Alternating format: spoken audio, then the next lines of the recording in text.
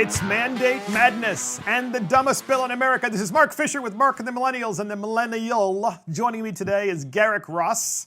Happy Friday, America. It's Friday. It's the weekend. Yes. And of course, we have Christopher Hopkins, our assistant producer, and Adam Coutura, our producer. And this podcast is called Mandate Madness and, of course, the dumbest bill in America. You know, Mandate Madness is a uniquely Democrat thing because, and I do have to admit, there are sometimes Republicans who are elected officials who also want to mandate things. Yes. But in this podcast, it seems there is a theme in Mark and the Millennials where we do talk about mandates, but never to the extent that we are going to today. And it's either mandates or it's banning. And there's one party that loves to ban, and there's one party that loves to mandate. Although we did talk about a balloon ban once that a Republican wanted to do. Yeah, that's right. You heard it correctly. Yes. You can't release balloons, and he tried to ban that act. It's incredible. So basically, they're trying to mandate They're trying to mandate things that you cannot do, which is to limit freedom. Yeah, and they make it mandatory. They make it mandatory. Yeah, it's a mandate special here on Mark and the Millennials. It's right. It's well said. It is. It's a mandate special. And of course, it starts out with the first mandate, which is mandating masks at the national level. Yes. A national mask mandate. Tense topic. One that I don't think should be as tense as it is, but you know, this is the state of the world these days. It is. I am a pro-masker for all intents and purposes. Everybody listening at home, I think, you know, if Walmart or, you know, the ShopRite tells you that they want you to wear a mask, you should respect the business's wishes and wear a mask. Okay. Now, do I think that if I'm walking on a field secluded by myself and there's nobody near me that I should have to wear a mask? No. No. But I mean, like, if you're How around about other outside people, in general? outside, it depends what you're doing. If you're like walking down the street or you're running on a trail, no. But if, like, you know, you're in the town center and, you know, there's a bunch of restaurants outside and, you know, I think the choice should be left up to you. I personally would err on the side of caution and wear one just because, you know, I don't want to, you know, I just view it as a courtesy to other people. But sure, you know. you don't want to get the Rona. But the thing is if there's a national mask mandate, and which is what Biden is proposing and the Democrats are proposing. Yes. Biden and Kamala Harris, Yeah. We got an emphasis on this. getting it right. Otherwise, Mark, apparently we are racist. Yeah, apparently so. That means that by definition you would have to wear a mask in Alaska, because they're saying inside and out, not just inside. They're saying anywhere you are in the United States. Oh yeah. We want to mandate. Wyoming, Montana, West Virginia. You're on your farm in the middle of nowhere. You Western better wear Virginia. a mask or they're going to come get you. And I said West Virginia, but also Western Virginia, Yeah. Western North Carolina, you know, much of South Carolina, even in Western Maryland, California, inland California, the desert, Literally. the Mojave Desert. Literally. That is the problem with mandates, is that One size fits all policy. That's not the way people live. Yeah, I mean, and it's like, you know, the people writing this bill or, you know, this policy assume that everybody in the world lives like they do in a major city. They do. Where I can understand that in a major city wearing a mask might be more advantageous because, you know, there's 1 million people in, you know, a 5 square mile area. Sure. But, you know, you might live in like any of those places you said where there might be 5 people in 100 square miles. So, you know. So you're sitting on your lounge chair on the Jersey Shore, since you're from the Jersey Shore. Yeah. And you're like, hey, guys, I'm going to go into the ocean because it's really gotten hot. So then you get out of your lounge chair, you put your mask on, and you run into the ocean? Really? Yeah, it's absurd. I mean, and then then there's the whole issue of enforcement, which we're going to get to, because that's the problem. Fines and jail time. When you mandate, you have to enforce. When you Yes. ban, you also have to enforce. And we have a clip with good old Joe Biden, talking about his newly thought up, which we know he didn't think of it, No. national mask mandate. We know, by the way, that they're polling on this, because apparently it polls at 71% who think there should be a national mask mandate, but it's also misleading because I don't think 71% of the people think that everybody should wear them all the time, no matter where they are, even if you're in the middle of nowhere. Yeah. Context matters. You know, how you frame the question. You know, this is my issue with polling on some of these like policy decisions, or like, you know, you can do it for any number of things, but it's, you know, they ask a broad question. Do you believe there should be a national mask mandate? And people are like, yeah. But then, like, you flush out, well, do you believe that you should be required to wear a mask out in the middle of nowhere in a field by yourself? And they'll be like, no. But then, so like, when you ask some of these more in-depth questions on it, you start to lose people. But like, when you propose these grand policies, people will be like, yeah, that sounds like a good idea. Absolutely. It's a very unscientific, like, it's for as scientific as people claim it is, it's very unscientific. And that's, by the way, he did say that. Biden said, well, this is all science-based. And Pelosi said that too, which we're going to listen to her later as well. But first up, of course, is a clip of good old Joe talking about the mandating of the masks nationwide. Here it is. I hope we've learned a lesson. Hope the president has learned the lesson. But again, this is not about Democrat, Republican, or Independent. It's about saving Americans' lives.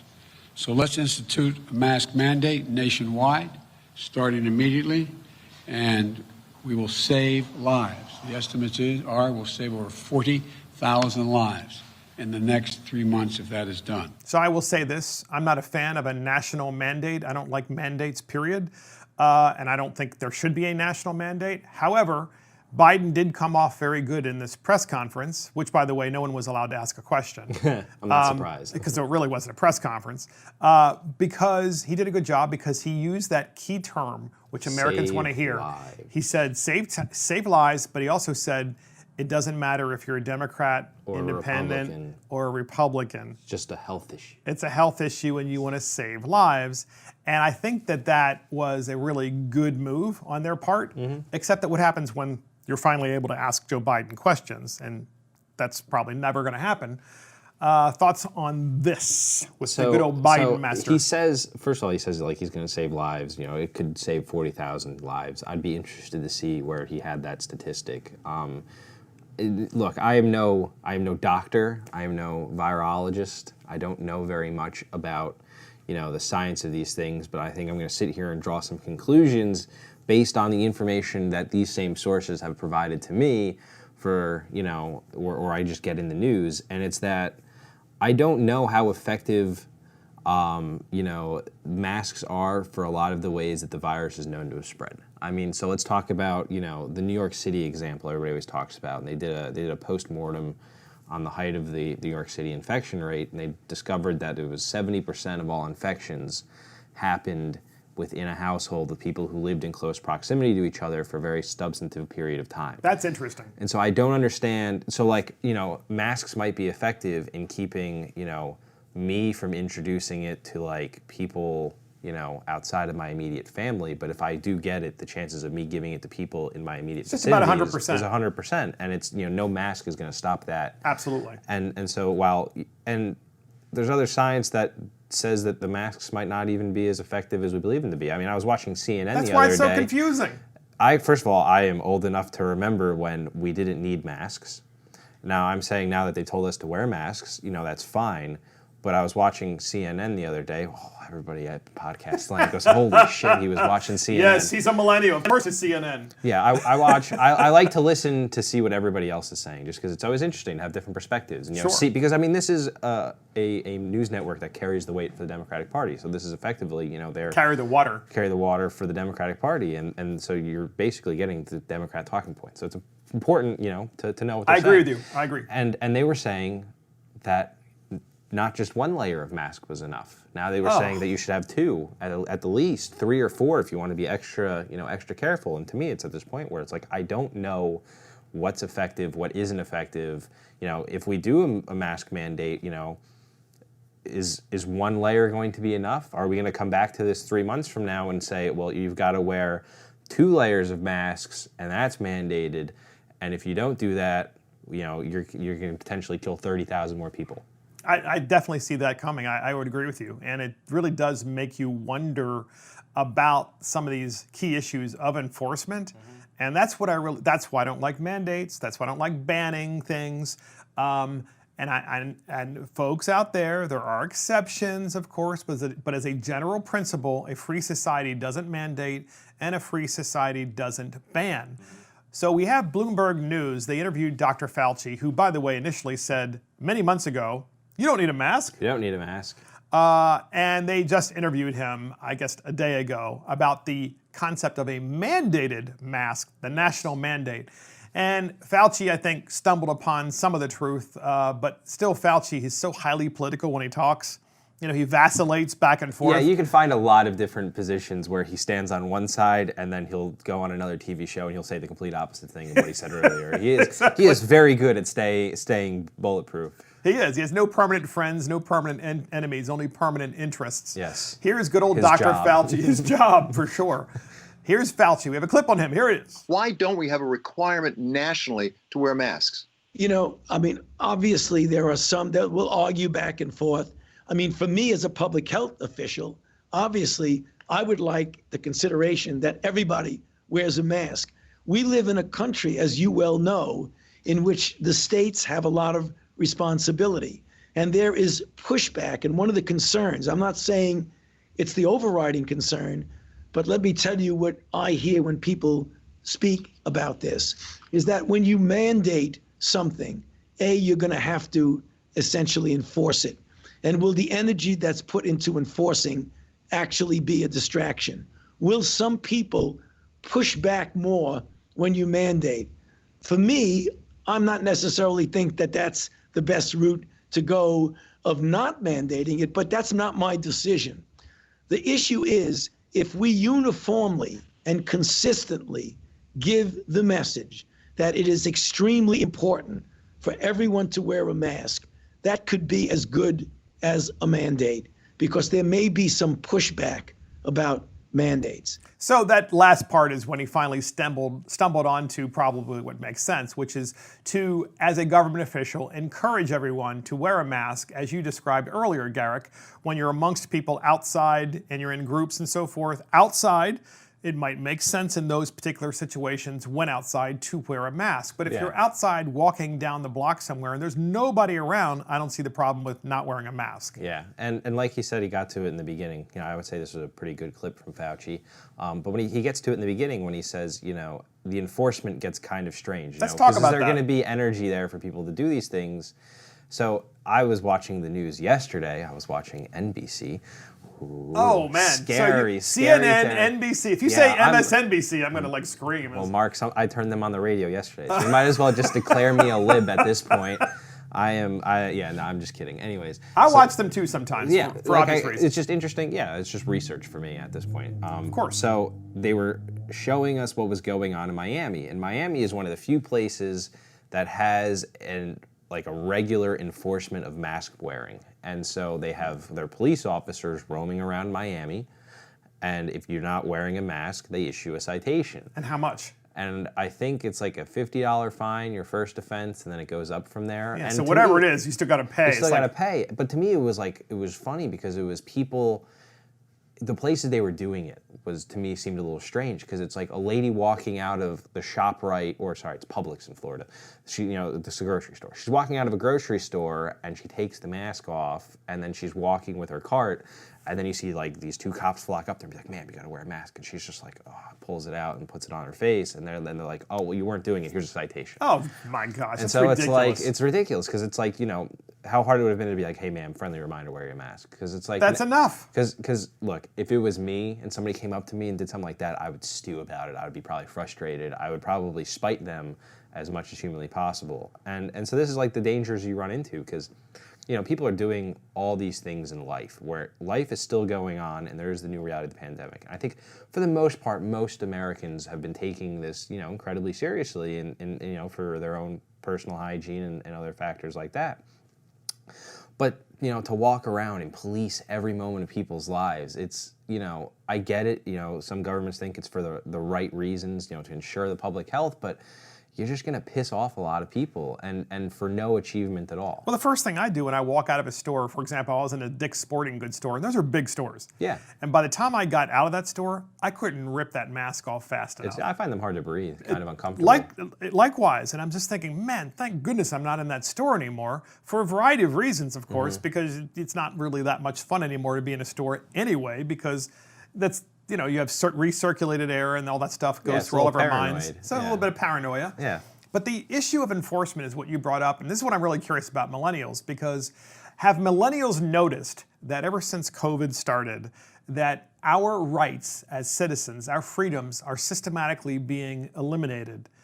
by government. So, first, of course, the government decided who was essential and who wasn't. Yeah, who could work and who wouldn't. I mean, to me, that's the big one. That is the biggest. That's right. big When we talk brother. about whether you have to wear something or not wear something, I find that to be That's Stalinist. That's a very minuscule loss of your right with respect to the big one, which was whether you could work and make a livelihood or whether you had to sit at home and suffer. I mean, my job, I spent a lot of time helping people in the immediate aftermath of COVID get unemployment insurance, SBA loans, and all this other stuff. And to me, the amount of people who just woke up one morning and the government told them they couldn't live their lives You can't go to work. Astonishing. You can't go to work and earn money. Yeah.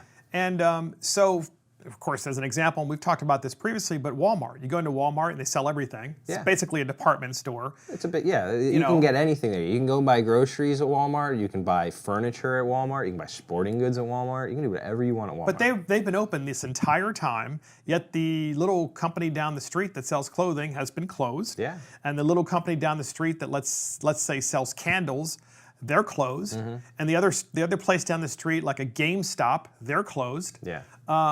And you can use example after example after example. And that is what government has systematically done throughout this pandemic. It is constantly overreaching, and it's not been fun. And now we have, there's going to be a mask mandate, and you described that in South Florida. Now they're actually giving you a ticket. Yeah.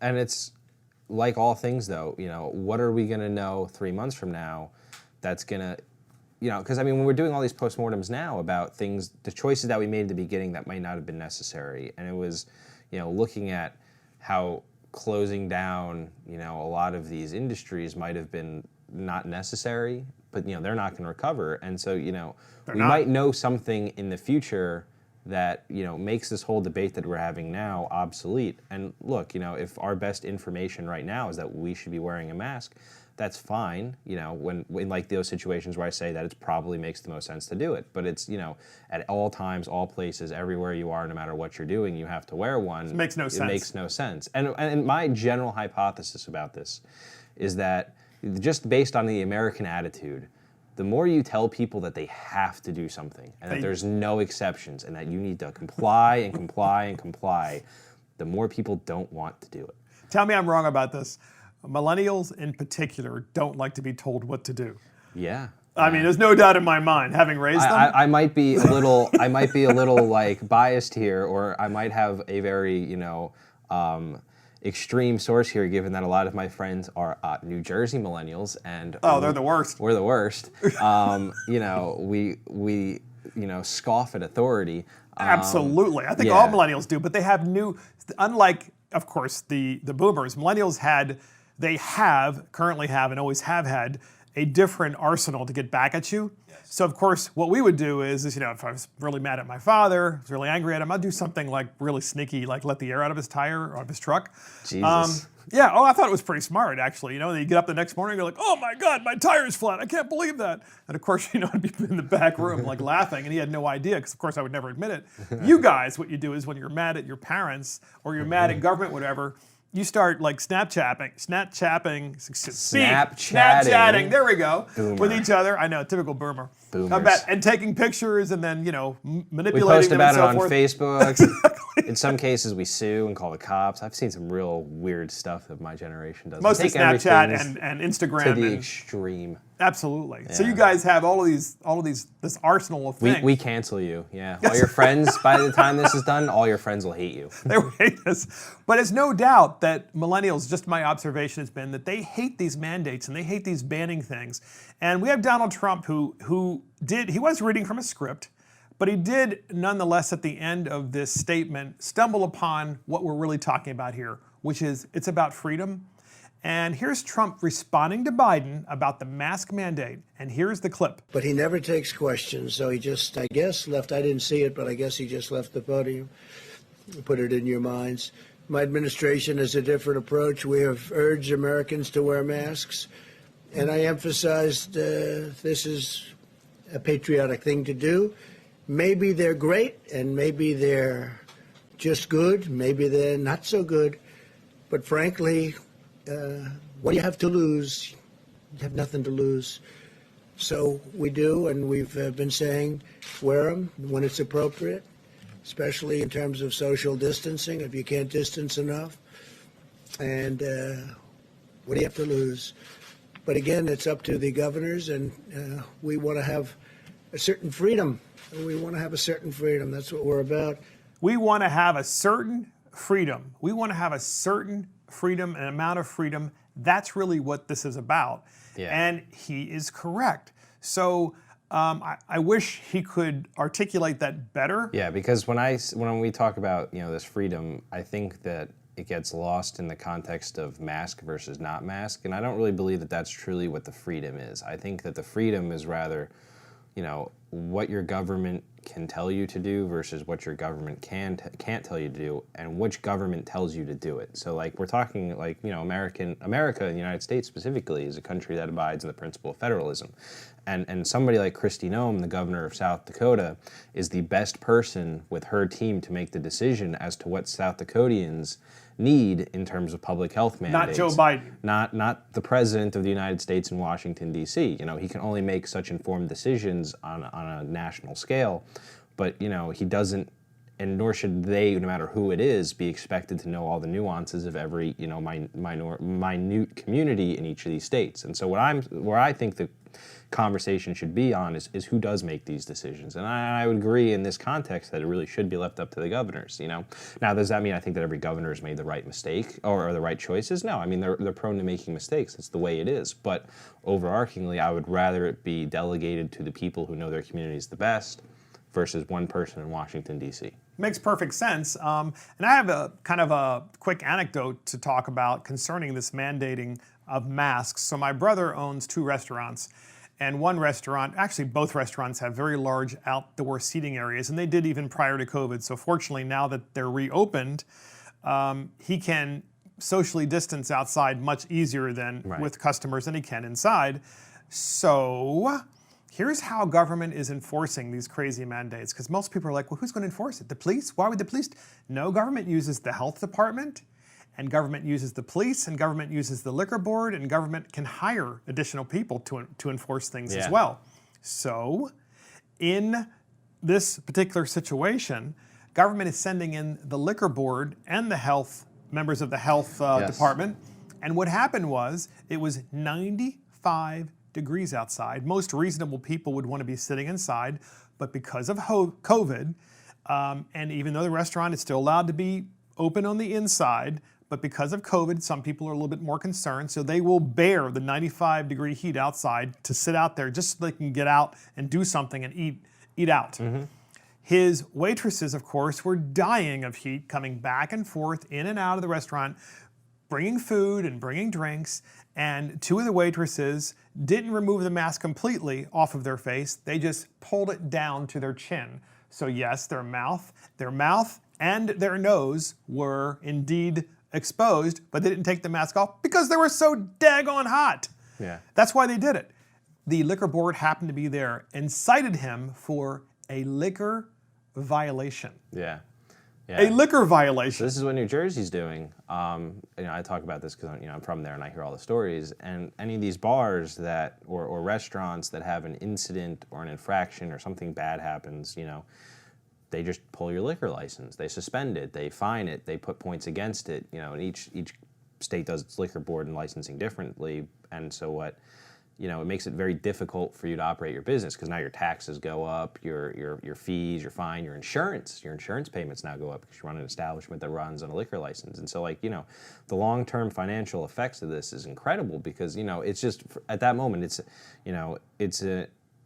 it's an innocent, mistake. It's hot. She pulls it down over her face for a moment to get some air and breathe because she can't breathe. Yes, because you're breathing in your own. And now your brother's probably facing, an increase in expenses north of tens of thousands of dollars just because of this one incident. And imagine the amount of liability you have as a restaurant owner when it comes to your employees who could potentially pass out. I mean, we're already seeing the first wave of these negligence suits being launched against businesses where employees have died. I mean, the fine line that a lot of the businesses have to walk. I mean, they're practically walking on eggshells because it's on one hand you got the government looking down on them to kind of make it so they're in total conformity, and that any breach of that trust is prosecuted to the fullest extent of some of these are very, very archaic and, laws and fines, where on the other hand, you have your employees you have to worry about, and when things happen, and if, the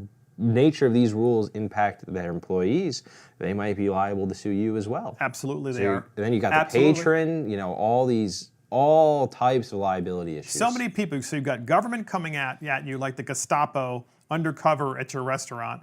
You've got patrons, you're right, at the restaurant who are saying, oh my gosh, she just put down her mask as she was carrying my drink. I'm going to sue. And then you have, of course, the actual employees who could themselves get overwhelmed and sick just from wearing the mask. Not sick from COVID, but just sick from breathing in, obviously, their own obviously dirty air. Who would want to do that? I mean, who would want to do that? I mean, you'd probably just want to throw in the towel. And another example, another quick anecdote about this before we move on to more mandates, by the way, folks, is at a wedding venue, the people that run the venue told me it's a private venue. They said that the venue is on the water.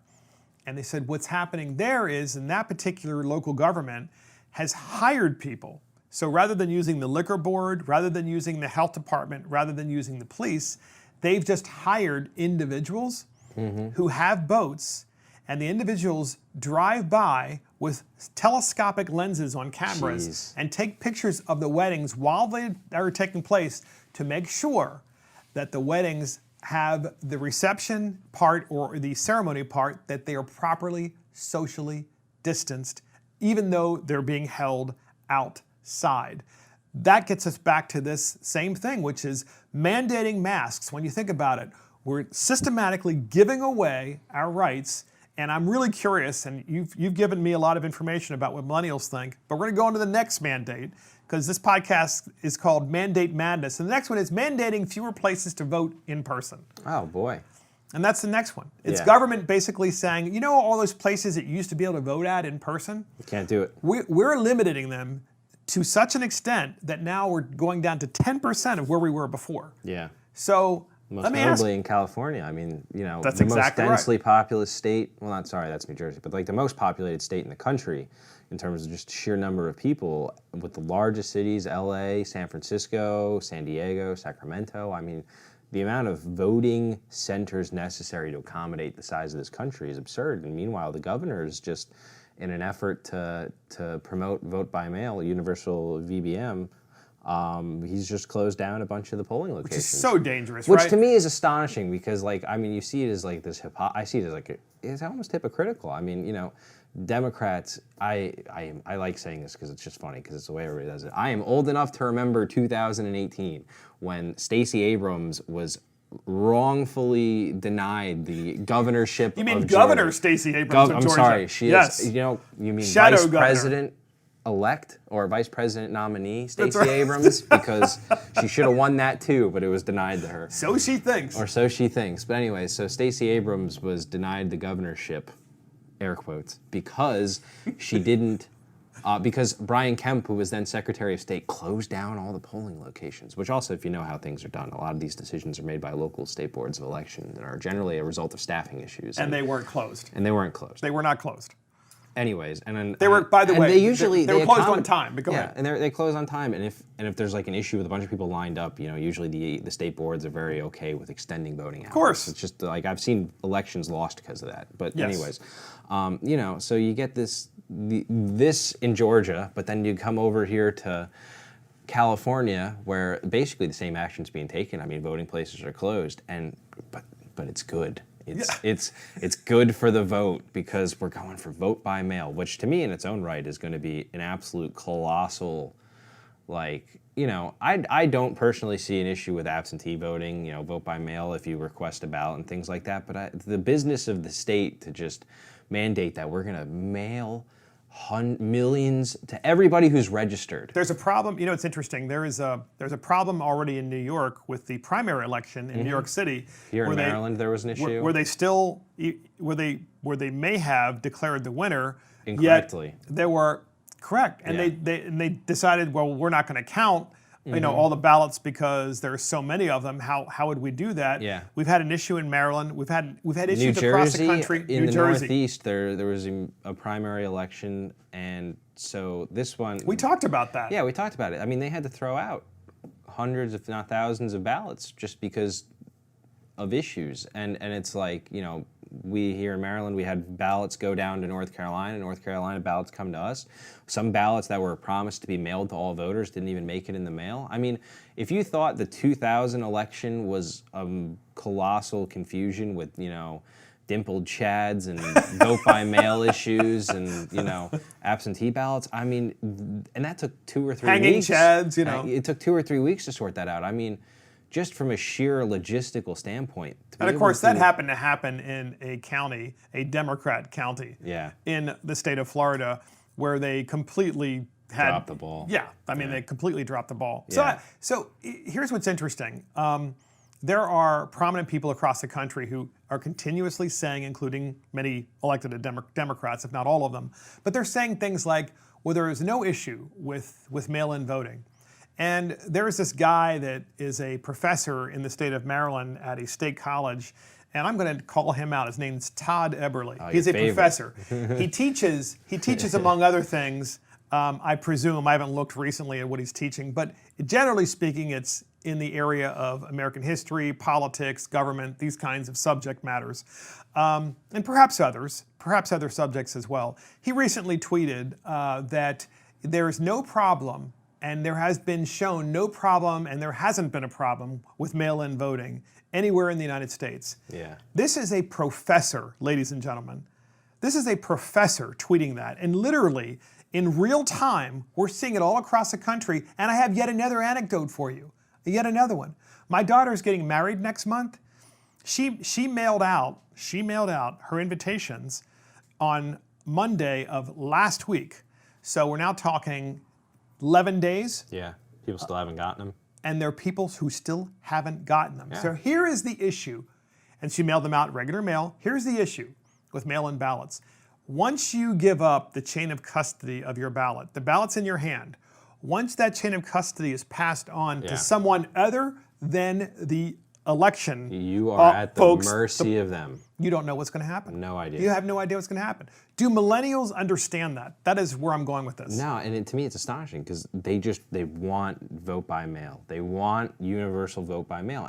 And let's not, you know, my position as a millennial Republican is that, you know, I don't believe in VBM just because, or universal VBM, because if you just look at the numbers of turnout, right, you have so we'll say you have 100,000 registered voters, you know, in an area, maybe half of them vote.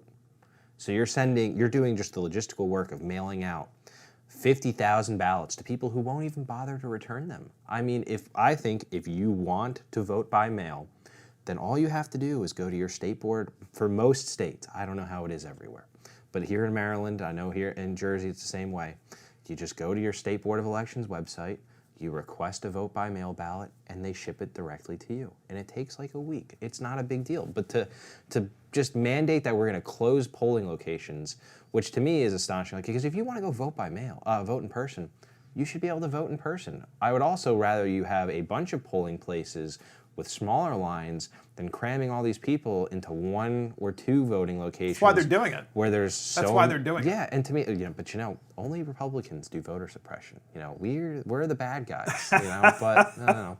And look, once again, the chain of custody of your ballot is everything. When you go and vote in person, you fill out your ballot, and you know that when you hand your ballot to the polling worker, the chain of custody is finished because they scan that ballot right in front of you. And it's already recorded. And then typically provide you a receipt. Yeah.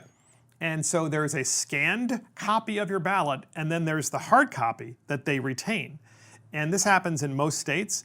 But as soon as you get rid of that chain of custody and it goes from you to the mailbox, who knows? Who knows? Who knows how long it's going to take, who is touching it, and I'm sorry, it doesn't work. We've shown it again and again and again, especially on this large scale. That's my personal opinion. Yeah. I get millennials want the convenience because millennials are all about I just don't ordering think it's. from Amazon. I don't think it's as convenient as people think it will be. I mean, you will see so many issues with people not getting ballots, getting wrong ballots, incorrect ballots. When they mail it back, their ballots won't go in. And this is something I want to segue, talk about as an aside.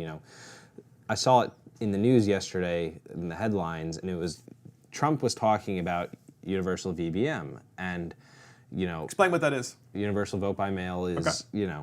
What we're talking about as this topic. But so there's financial issues with the post office in general, who would be handling all of your ballots. I will not go into my tirade about how we should handle the post office. I will save that for another episode. But anyways, so they need a bailout. The Democrats want to just hand them $3 billion to conduct vote by mail. The president was like, no, I don't want to give them $3 billion because it'll be used for vote by mail. And then they were like, the media was all up in arms. And everybody who knows me, listens to the show, knows that I'm not going to go out of my way to defend anything I think is wrong. But I really do think that everybody kind of mischaracterized what he was saying, because to them, they just see him as authoritarian. Like, this is our first shocking thing towards open voter suppression and open authoritarianism, and that we're not going to give everybody the free and fair election. All he was saying is that there is a negotiation on Capitol Hill, that Congress actually has to do something. Congress has to come together and make a deal to fund the post office, and if they want to do these things, then they can put it in the funding bill. But you have to agree on a bill and make a deal. And, and this is the problem is, people want to do these programs, but they also want to expedite them. They don't want to do it the correct way. They don't they don't want Congress to work. They don't want Congress to make a bill, make concessions, and actually do their job. And they don't want to reform the post office, which needs an enormous amount of reform. Enormous reform. But then you get the headlines in the mail or in the news saying, Trump's against VBM. Trump's, going to take away your free and fair election. Aren't you concerned, though, that with vote by mail, that the post office delivers an enormous amount of packages for Amazon? Yeah. And they do so at a loss. So the American taxpayers are actually subsidizing the mailing through the USPS of Amazon packages. And aren't you concerned that if we had voting by mail, where I'm going with this is if we have voting by mail and it's at a very large scale and scaled up as a result of COVID, and it's nationwide, if you will, couldn't Amazon dump even more of their packages on the USPS and really screw up this election if they really wanted to? Because Amazon has undue influence on the USPS, and that is, I'm sorry, I'm not one of these people that's paranoid. It's the opposite. I'm a critical thinker, and I think about all the possibilities and why it's a bad idea. Yeah, you could, maybe they do it. I could potentially see, a instance where there was something they did on purpose, but just think about, all the other mail going on in the world right now. I mean, we're at a time where e-commerce is at an all-time high. Just the amount of packages and online goods being shipped in the mail. I mean, just, heaven forbid, early November turns into a really busy week at the post office. We could talk about absurd amounts of delays in mail. Yes. And your vote might not get counted. People start shopping for Christmas around then. Yeah. I mean, there's, that's what amazes me about this idiot Todd Eberle, who's a professor.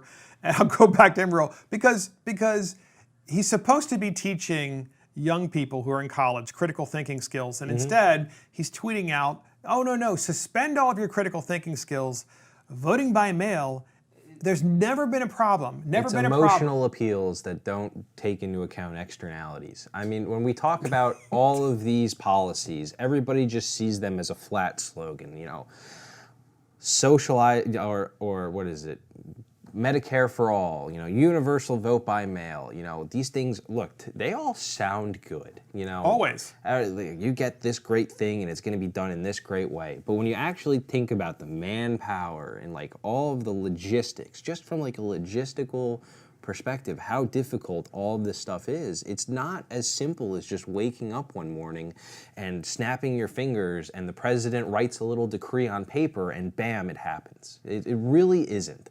And this is something that I think my generations older than me, just anybody who's a really, emotionally driven person fails to take into consideration is that there's just trusting. They're trusting. They think it is as easy as people say it is, but it just isn't. No, it's not. So this podcast is mandating madness, and the next mandating madness item is mandating one way of thinking. Ah, yes. So in Maryland, the county of Montgomery County, Maryland, which by the way is chock full of federal employees.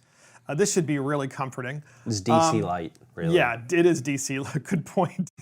That county's health official and county executive decided to issue an edict.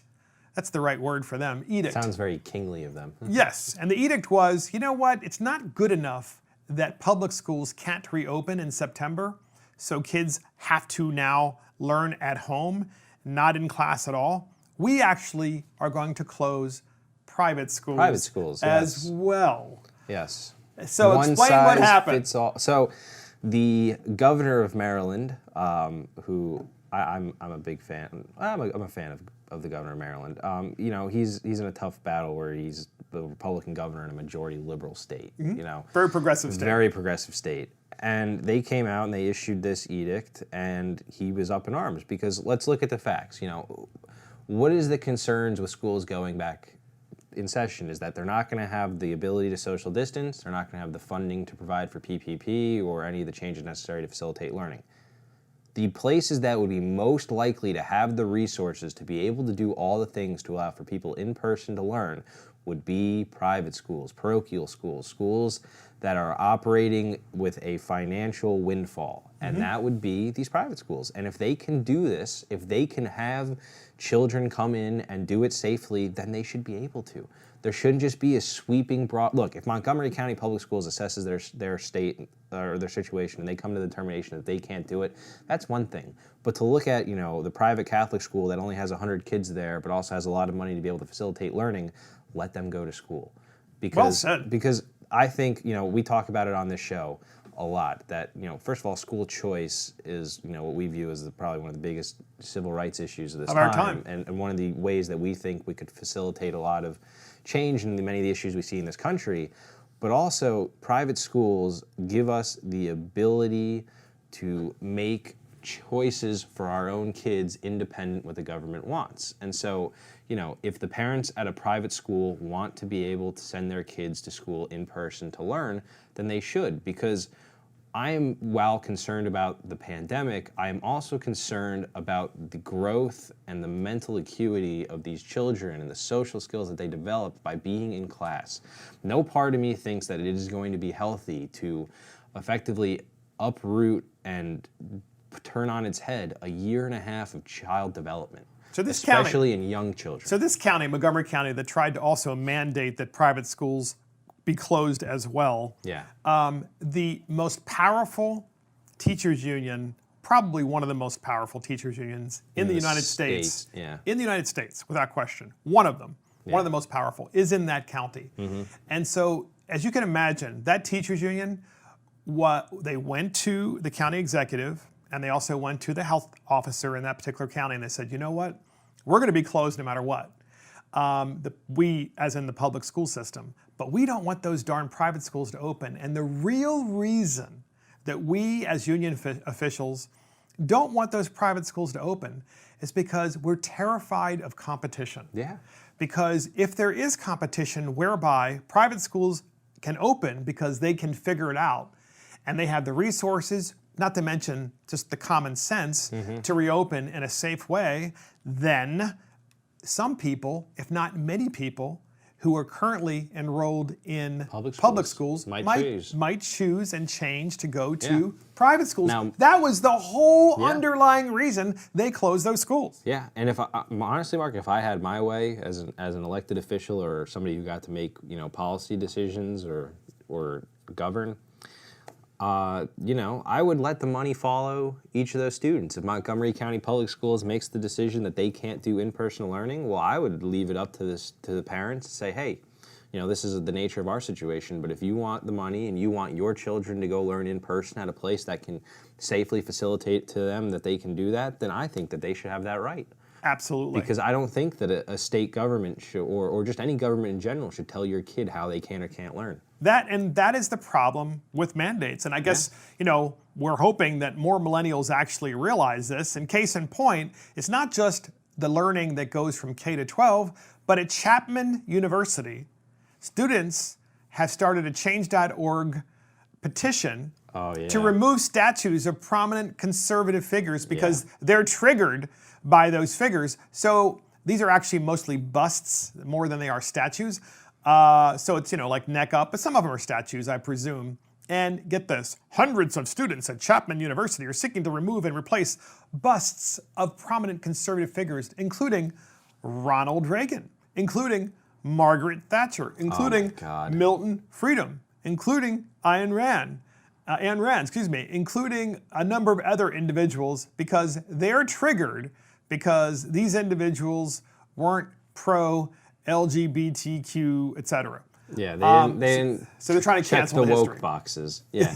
To me, I sent you this one, and I read the whole thing, the petition, and I thought it was a first-class ticket on a viewing of some of the intellectual shortfalls of the current education system and just this general generation's lack of what I would view as critical thinking.